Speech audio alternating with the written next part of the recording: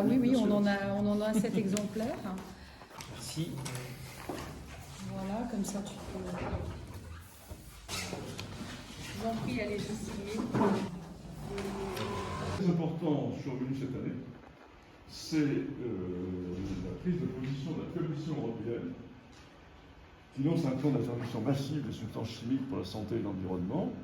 C'est d'ici, c'est le Green Deal en fait, zéro pollution en 2050, en commençant en 2030 par l'élimination de ces grands perturbateurs endocriniens.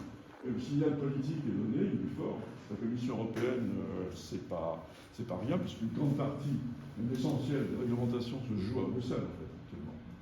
Et on retrouve ces grandes familles de perturbateurs endocriniens, les perfluorés, les retardateurs de phase, le PVC, donc les phtalates et les bisphénols comme grande famille.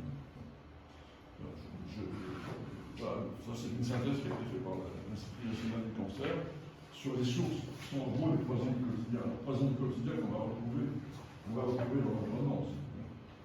On va retrouver notamment, quand on dit l'environnement, c'est même le sens très très large du terme. On a mesuré les phtalates sur les fourmis d'Amazonie. Donc ça circule évidemment. J'ai rencontré le professeur Cicolella, je vais revenir à la genèse. J'ai rencontré le professeur Cicolella que j'ai auditionné dans la commission environnement, puisque je préside l'environnement à la région, à la commission environnement. Et quand j'ai vu, en fait, il est venu nous présenter en fait toute cette charte et notamment les perturbateurs endocriniens, puisque la région est signataire de cette charte.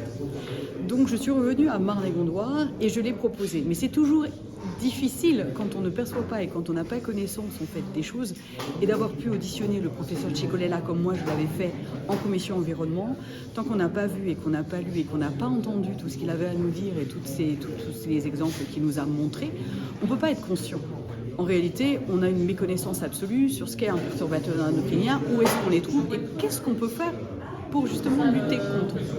Donc, signer cette charte, pour moi, avec les 5 communes les 5 acteurs qui étaient ces 5 communes, on est 5 communes au total, c'est aussi montrer aux autres l'exemple et leur montrer qu'on peut en fait signer cette charte et qu'est-ce qu'on peut faire, nous, élus, qui sommes responsables et qui aujourd'hui avons la connaissance, pour pouvoir faire en sorte de lutter contre ces perturbateurs.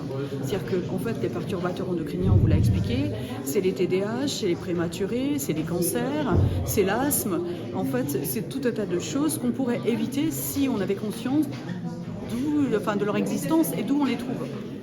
Donc, à travers la signature de cette charte, on va montrer l'exemple. On va montrer l'exemple dans les achats responsables, c'est-à-dire que ne serait-ce que lutter au niveau des cantines, enlever les plastiques dans les cantines, on l'a déjà commencé à le faire, mais quand on va en fait renouveler nos contrats, à ce moment-là, effectivement, dans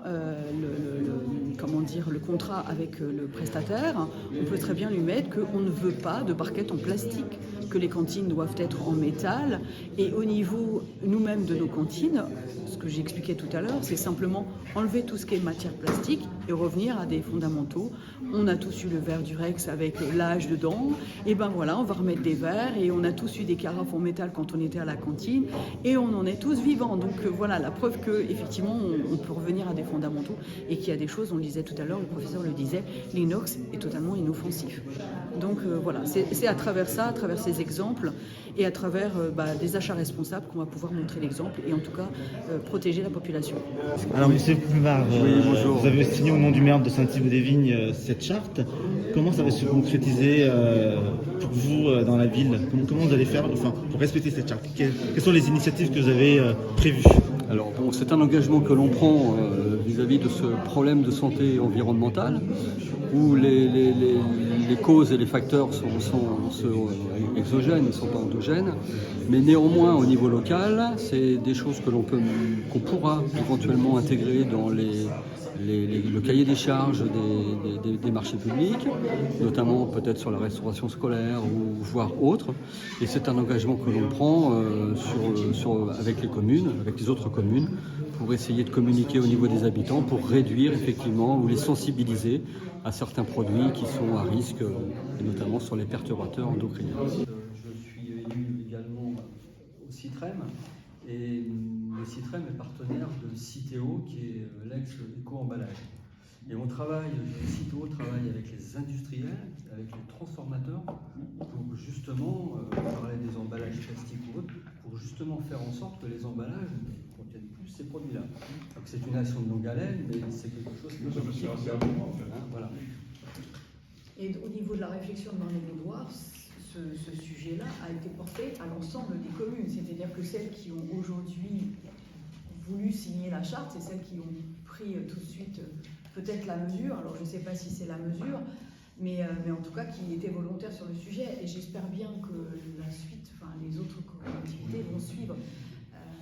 Mais si on ne montre pas l'exemple et si on ne commence pas à lancer en fait, à signer la première charte, ça ne suivra pas derrière. Donc il faut quand même être exemplaire et montrer. Il y a une dynamique qui se crée. Exactement, une dynamique. Au départ, c'est vrai que j'avais un maire qui signait, puis 2, puis 3, puis 4, puis 5. Et aujourd'hui, oui, j'espère que le reste de la collectivité suivra. En tout cas, Marne-et-Gondoire a toujours été à la hauteur de tout ce qui concernait l'environnement. Et j'espère bien qu'on va poursuivre dans cette direction.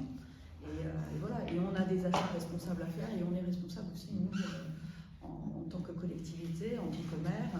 On doit être exemplaire et voilà, on doit promouvoir et on doit pouvoir informer la population. Et à travers cette charte, en fait, il y avait ça exactement, il y avait exactement ce qui était dit là-dedans. C'est-à-dire qu'en fait, on doit, nous, à notre niveau, réduire l'exposition, mais on doit aussi montrer l'exemple et surtout informer la population, parce que là aujourd'hui autour de la table, je suis quasiment certaine que beaucoup ont découvert ce qu'étaient les perturbateurs endocriniens, ou en tout cas au quotidien, où est-ce que vous en aviez, alors que jusque-lors, en fait, vous avez toujours vécu avec sans le savoir. Moi, je trouve qu'il y a vraiment quelque chose autour des enfants qui est à travailler, alors peut-être sous forme ludique. Enfin, je pense peut-être à des collègues élus à l'enfance où on fait des tas d'activités, on fait des tas de choses. Peut-être que vous voyez, quand on voit les canettes, les ados par exemple, enfin pas que les ados, mais ils sont consommateurs de boissons en canettes, qui sont beaucoup moins chères. Moi, j'étais très contente, j'adore l'original, trouver des bouteilles en verre. Il n'y a pas très longtemps qu'on me dit. L'alimentation ultra transformée, C'est clair. C'est ça. Et du coup, je me disais que je sais pas, peut-être puisque l'idée c'est quand même à travers cette charte, c'est de sensibiliser le plus largement autour de nous et de faire redescendre l'info. Et je trouve que les enfants ont cette capacité à être aussi des fois des bons guides auprès des parents. On échangeait tout à l'heure, on disait qu'entre notre génération et la génération de nos enfants et de nos petits-enfants, il y a déjà d'énormes... Moi, je suis très très sensible quand je vois ce que les petits-enfants sont capables de repérer, ce qui est moins bon, meilleur dans l'alimentation. C'est eux l'avenir. Monsieur le Président, vous avez présenté un petit peu les perturbateurs endocriniens. Quels sont les conseils que vous avez donnés pour justement les éviter? Si vous avez des conseils à donner, que faut-il faire? Il faut déjà prendre conscience de l'importance du problème. Ce n'est pas un problème marginal. On a une situation qui fait qu'on a une contamination quasi totale aujourd'hui, mais on peut diminuer cette contamination et avoir des gains de santé considérables. C'est-à-dire qu'on a compris qu'une grande partie des maladies chroniques, notamment des maladies de l'enfant, comme l'asthme, l'hyperactivité, les troubles du langage, la prématurité, sont liées à ces substances. Donc on peut et on doit agir. Et donc ces substances, une grande partie sont éliminées tous les jours. Donc on peut avoir des gains très rapides. Alors d'autres sont éliminés beaucoup plus lentement. Mais il faut éviter de se contaminer. Donc la prise de conscience de cet enjeu, c'est déjà la première chose à faire. Et c'est important que les collectivités locales, et c'est le cas ici autour de Gouverne, s'engagent parce qu'elles ont une capacité de s'adresser à la population, elles ont une capacité d'agir aussi via la commande publique. Et donc, voilà, il y a une dynamique qui se crée et c'est très important de l'encourager. Voilà, c'est le sens de ma présence ici. Pour les particuliers, c'est quoi? C'est ouvrir les fenêtres, faire davantage de ménage, peut-être changer les produits avec les produits ménagers. Une des grandes sources de contamination, c'est la relation au plastique. Voilà. Éviter le maximum tout ce qui fait appel au plastique. Alors évidemment, ce qui est le plus évident à faire, c'est éviter de mettre les matières plastiques au micro-ondes. Voilà. Donc il y a déjà des gains importants à ce niveau-là. Après, il faut remplacer un sol en PVC, c'est important. Ça peut être une source importante, on ne s'en aperçoit pas parce que ça a l'air effectivement très anodin.